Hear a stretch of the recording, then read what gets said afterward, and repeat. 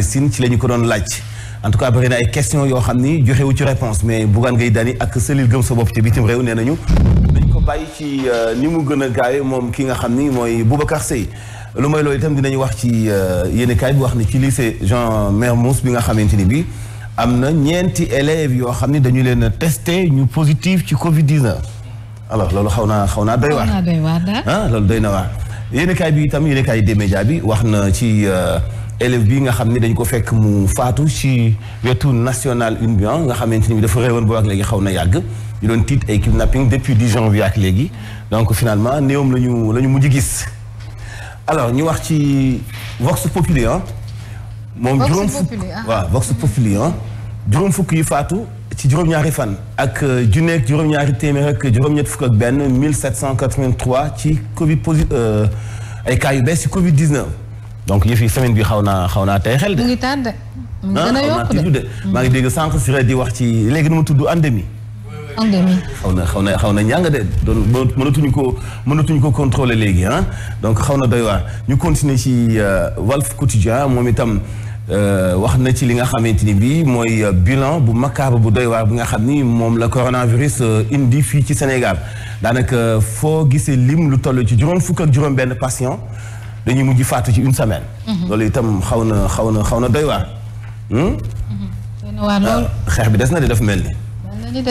des na de ñu wax ci li nga xam ni mooy Sud Quotidien moom itam dellu si na ci li nga xam ni mooy impasse bi am tënku ci wàllu financement wu parti politique yi ak chef de l'opposition ak calendrier électoral bi ba léegi dafa mel ni gars yi xamuñu fu ñuy jaar opposition comme pouvoir dafa mel ni ñoom ñëpp nekk nii dañoo xaw a gàllu goose ci ñàkk xam fi ñuy jaar ci ëllëgu Sénégal ci ñetti tomb yu am solo yooyu muy calendrier électoral bi chef de l'opposition ak coow yu mel noonu source a moom itam dellu soit na ci li nga xam ni mooy jamono jooju bu coow loolu amee dafa mel dafa feelu yéenekaay bi nii daanaka ñëpp ci déglu président Macky Sall dong la ñu nekk réew mi quotidien moom itam dellu si na ci affaire Boubacar Seye mi nga xamante ni bii daanaka dafa diffamé dafa weddi ki nga xam ne moo di Moïse Sarr ci li nga xam ne moo tënku ci détournement bi nga xam ni xaalis la woon bu ñu dugaloon ci état bu Sénégal ngir xeex immigration clandestine le quotidien moom itam dellu soit na ci virus bi ak itam ni muy yokkoo ci Sénégal ak ni ñuy fexe bay traité wopp jooju ci biir dëkkuwaay 2980 malades ci 3000 ci kaw biir 3288 yoo xam ne ñu ngi leen di faje ci fi ñu dëkk xam nga loolu itam dafay xaw a daal di voilà mooy dafay daal di xaw a doy waar ak fi ni wopp ji di màggee ñu dem ci beneen yéenekaay l'Observateur voilà l'Observateur moom wax na ci li nga xamante ni bii moo tënku ci coronavirus ak Macky Sall nu mu nekkee ci ay contraintes jamono ji nga xam ni boo sàgganee am na yeneen matuwaay yoo xam ne dañu ko jëlaat matuwaay yi nag xëy na ñu xaar kon. fii moom la ñuy xaarandi fii ak tey jii nii. waaw ba xam ban matuwaay la ñuy jël en tout cas am na ñaari semaines yoo xam ni moom Sénégalais yi dund nañu ko xaw na tuwaxkal la. aywa ñu wax ci benn mafia. mafia bu doy waar bu tënku ci association malfaiteur corruption ci li nga xam mooy centre contrôle technique bu fi ñuy posé fi ñuy wutee visite technique oto yi. am na mafia bu doy waar yoo boo xamante ni am na fa ci wàllu njuuj njaaj jalgati càcc am na fukk ak ñaari suspect yoo xam ni bokk na ci benn agent boo fa nekk daal dinañu leen di arrêté ñu wax itam ci li nga xam ni mooy genn wàllu yonente boobu nekk fële ca Kolda nga xamante ni bii dañ ko mujjoon tuumaal ay pédophile ci benn xale bu am fukki at ak ñett am na itam juróom-ñaar yu bokk ci ñi mu àndaloon teg nañu leen loxo jamono ji donc war nañu jàkkaarloo attakat bi Mame Ndiaye loolu foog ñu ñëwaat ci nag boo jeexalee revue de titre bi foog ñu ñëwaat ci ñu commentaire ci ndax loolu dafa doy na waar lool alors ñu wax ci téeméer ak juróom-ñaar fukk ak juróom benn compatriotes yoo xamante ni bii ñu ngi nekk ci grève de la faim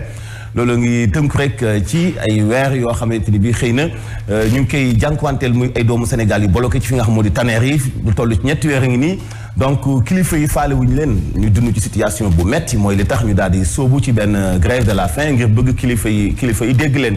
Kaolack Touba Saint-Louis ñu fa coronavirus bi di màgge itam moom moo gën a bàyyiloo xel yéenekaay bi di Le Soleil mi dellu soit ci 632 contamination yu bees ak juróom-ñeent yu dee ci week-end bi. loolu xaw naa tiitlu de las moom ñëw tey ci Macky Sall ak itam li nga xam ne moo tënku ci yeneen matuwaay ci wàllu introduction yi nga xam dañu koy jël ci titre foncier yi ak itam wàllu suuf ak coowam ci Sénégal. évidence yéen kaay moom mu ngi wax ci li nga xam ni moo di cambriolage mi sàcc goo xam ni am na ci fi nga xam moo di Touba Jannatul Ma'wa ay milliards ak itam benn policier boo xam ni indexé nañu ko loolu day na waar. loolu. kenn xamul li doy waar nag ci dëkk bi dafa mujjee bëri de. kenn mën ko lijjanti yéen kaay moom dossier bu yaatu enquête moom la def ci li nga xam ni moo di mortalité ci atum 2020 mu dellu soit ci dëgg chiffres yi ci mortalité bi ci 2020 xam naa ni dina ko yaatal bu baax a baax ci suuf ci mortalité boobu an la moo ko sabab xam naa ne bi ci jël raw gàddu gi moom mooy Covid 19. direct news moom dellu soit na ci secteur tourisme ak itam nañu ko bëggee jubbantiwaate ci jafe-jafe yi nga xam ne moom lay jànkuwanteel en tout cas yéene kaay bi am na yéene ci li nga xam ni mooy Air Sénégal pour mu nekk caabi bu mën a ubbiwaat buntu boobu Dakar Times moom dellu soit na ci li nga xam ne ni moom mooy coow li am fële ca Ngadiaga ak itam ICS ak Endorma ce ministre bi def na ci ay leeral yu yaatu ak teenu gaz boobu nga xamante ni bii la mu accaparé ci wàllu suuf toll na ci fanweer ci ay hectares yoo xam ne daanaka yàqu na ak ñaar fukki village ak ñaar yoo xamante ni bii musiba boobu di gazu Ngadiaga boobee laalaale na leen Alioune Tine ak ñi mu àndal ñoom ñu ngi ci wàllu xeex ginnaaw bi ñu tegee loxo kii di Boubacar Seye seen càkkuteef mooy nañ ko bàyyi ci ni mu gën a gaawee te it nag la mu ci yokkaat moom Alioune Tine mooy dañuy gajjin wu ñaaw li nga xam ni moo di liberté nit ki ak sañ-sañam ci joxe xalaatam ak wax li nga xam ni moom la gis ci biir réewu Sénégal surtout bu dee domaine boo xam ne daf ko yitteel voilà Yacine loolu mooy yéenekaay yi nga xam ni tey xëy nañu dikkal. jërëjëf El Hadji Mansour Diop waaye faaw nga desandeeg ñun bëgg naa nag nga dellu si waat ci libération comme ni ma la ko waxee sànq rek faaw ñu waxtaan ci li nga xam ne sànq yaa ngi koy wax mu di affaire u Daouda Ba moom mi nga xam ne nee nga genn wàllu yonent la comme ni nga ko waxee mu nekk mbir mu doy waar ndax daal de dégg nañ ni dafay sàkku ay gone yu ndaw. waaw xam nga doomu jàmbur boo ko jëlee déjà te majeuragul loolu donc moom mooy tooñ xam nga waa ji dañ ko yéex a arrêté. parce que faw ñu yóbbu topp ko ci wàllu pédophile ñu soog ko arrêté alors mu ngi woon ci yoon boo xam ne déjà kenn mënu ko nangu xam nga mënoo nekk ci benn réew ni da ngay créer sa diine bopp ni ab yonente nga kenn xamul foo juddoo à plus forte raison ñi da nga rey sa papa laataa ngay toog sa toogaayin ñu koy wax partout ngay def sa aj ci àll bi ay jigéen ñu xamul fan la ñu jógee ay xale yu tuuti ñëw topp la war nañ def enquête xam xale yu jigéen yooyu fan la ñu jógee góor ñi leen topp lan moo tax mu topp leen boole ci ñu ni da doon def ba dem mafia bu gën a grave day ñëw lebal la 50 000 francs ni le 2 février nga may fay. bu fekkee fayoo ko mu ñëw ànd ak armam ñëw nangu sa ay bien ba totaliser ko selon ñoom dañu koy xaymaa ci fukki junni yi nga ko leboon par la force xam nga xeetu doole yi mel noonu nit mënu ko am ci am réew. donc laataa ñu koy jàpp dañu ko yéex a jàpp et puis moom il est jeune dafa toll ci jàng ñu bëgg ko bàyyi mu incarné loo xam ni xel mënu koo nangu comme réew moo xam ni amul droit amul loi. est-ce que ànd naag xelam tamit nag loolu yëpp ñu ngi koy. waaw xam nga ku rey sa bàyyi na sama xel mënut a naaj. mën na am. waaw ku rey sa bàyyi sama xel mën na am waaye Birahim ba tey rek ñu desandi ci libération ñu daal di wax ci association de malfaiteurs bi ngay wax sànq rek ak corruption fële ca contrôle technique bu véhicule Dakar yi fa ñuy defee visite technique yi nee nañu am na benn mafia ba nga xamante ni jot nañ ko faa nemmeeku ba tax na jàpp nañu 12 personnes ay agents d'ailleurs lañu de sûreté urbaine. ci visite technique ba waaw ci libération voilà moom lañu wax ni boole ci am na ci waaw teg nañu leen loxo donc suspect yooyu dama xamul nag dañu bootu ci centre bi wala ay nit yu fa doon taabalañ parce que xam nga foofu boo fa ñëwee doo xam kan moo fiy liggéey ak kan moo liggéeyul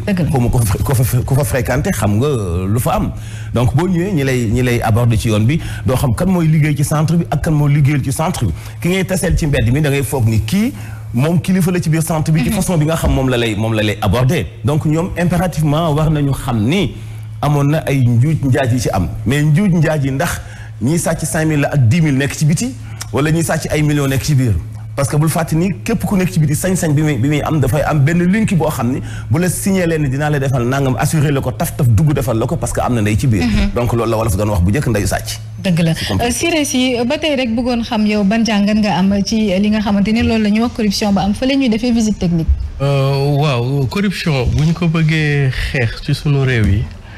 il faut que ñu jublu carrément sur numérique ce qu'on appelle la dématérialisation la gestion électronique des documents ça veut dire que war nañu ci sunu politique ñu jéem a limiter au maximum autant que faire se peut jokkalante bi ak document bi parce que loolu tant que mi ngi am ak dëkk bi nu muy bindoo ak gars yi ni ñuy xalaatee mënoo xeex corruption comme nu mu mën a waree. Deuxièmement aussi ci mën a xeex corruption bokkut ci ñu def comme Chine nu ñu def c'est-à-dire que partout il y a des caméras de surveillance parce que ça au moins ça a valeur dissuasive bu la leeree ni tey mbedd mi fii caméra il y a 30-40 caméras ñu lay filmer de partout peut-être que daa nga xool bu baax la ngay bëgg def en tout cas corruption au Sénégal un outil approche bi ci gën pour ñu mën ko réduire drastiquement c'est de numériser les procédures de l'administration de manière globale. Alors Mouhamed Diop Siré Dia def si plutôt def si benn xalaat bu rafet yow sa xalaat bu gàtt ana lan moo tax ba tey corruption bi mënul fexe ba génn suñu biir réewum Sénégal bokk na ci déjà études yi buy génn da ngay gis ni mu doyewaare ci wàllu guerre ci secteur bu mu mënti dem nag. donc lii day doog a feeñ muy fukk ak ñaar suspect yi nga xamante ne ni ay agent lañu ci wàllug lu nga xamante ne ni moom soxal centre de contrôle technique yi mais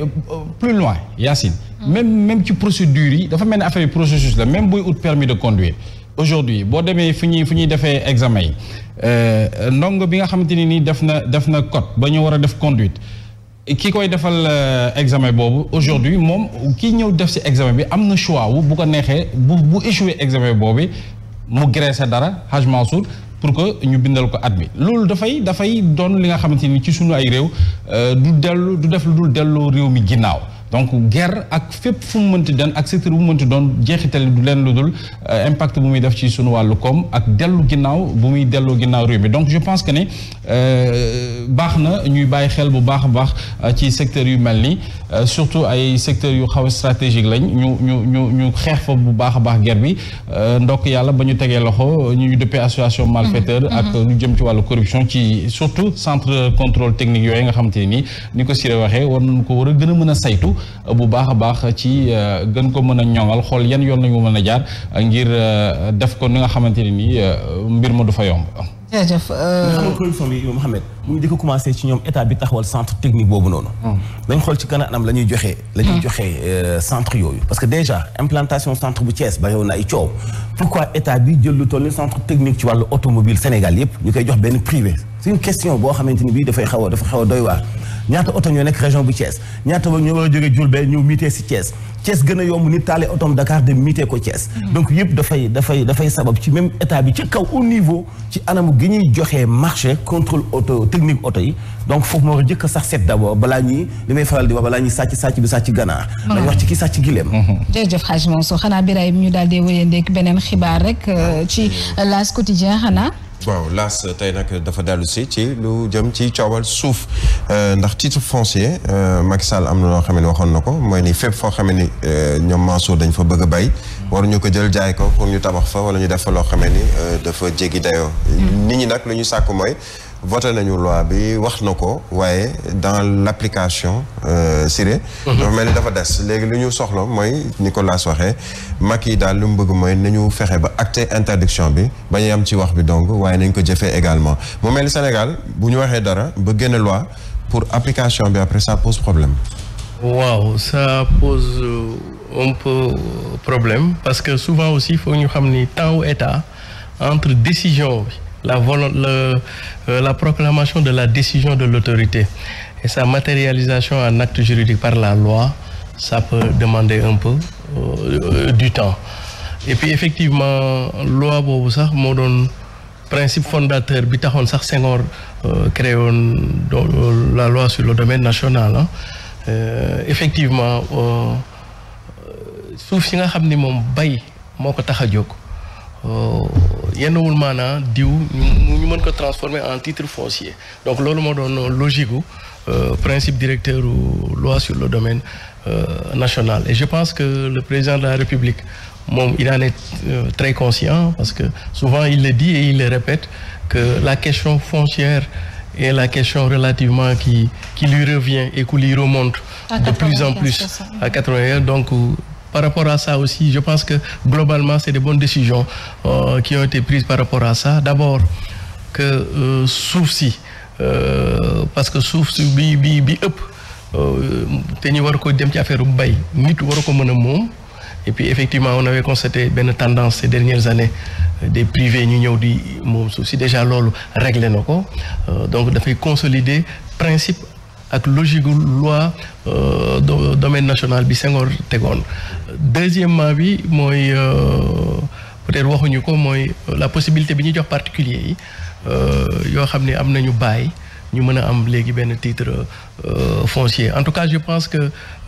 on est toujours dans le timing de l'État, on est toujours dans le timing de la décision publique. Du affaire buy gaaw na quoi, en moyenne ça peut aller jusqu'à 6 mois maximum 1 an quoi. waaw peut-être Mansour Diop ñu ngi koy wax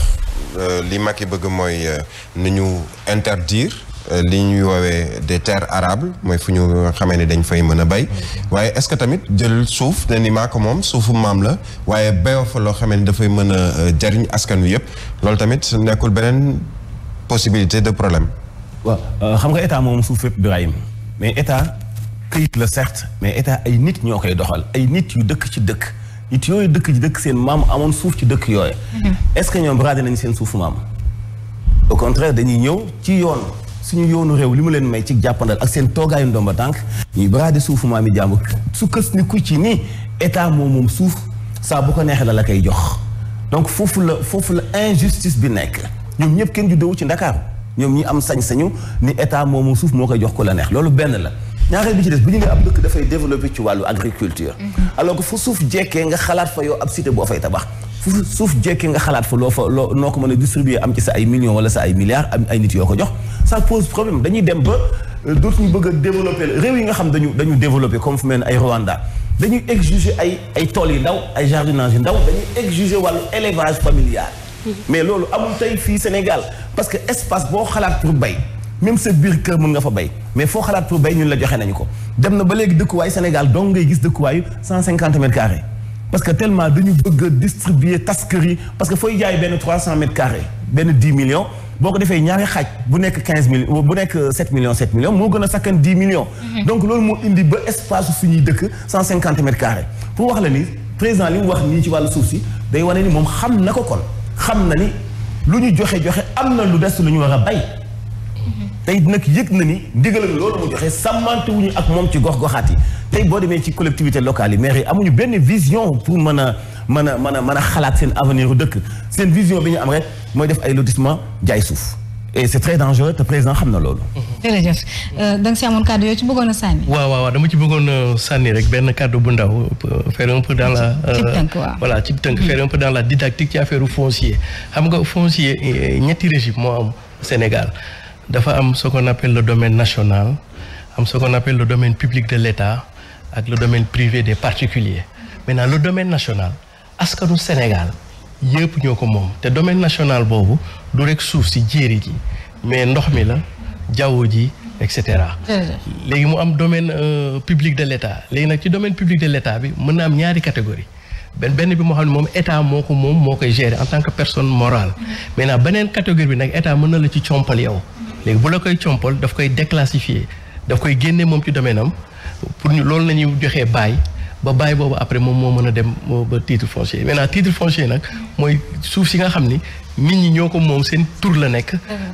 particuliers yi ñoom ñoo ko moom te enjeu bu muy indi tuuti ci kii bi mooy par rapport ak multinationales yi ça veut dire que président lu tax mu wax loolu c'est par rapport ak multinationales et surtout d'abord ak Chine. danañ si dellu si waat Siré temps bi dañoo foofu tënk léegi ngeen di am xibaar yi ci wolof wante may jaajëfal Siré si mi nga xamante ni dana fi teewlu bu soobee yàlla suba ci waxtu woowee wante it Mouhamed Diop maa ngi lay jaajëfal di jaajëfal ki nga xamante ni moo di Soxna Fall Hadj Mansour nag da ngay daal di desandek Birahim Touré ndax Mantoulaye léegi lay ñëw faram-fàcceeg xibaar yi mu jàppandi ngeen commenté ko du dëgg ayca bismillah.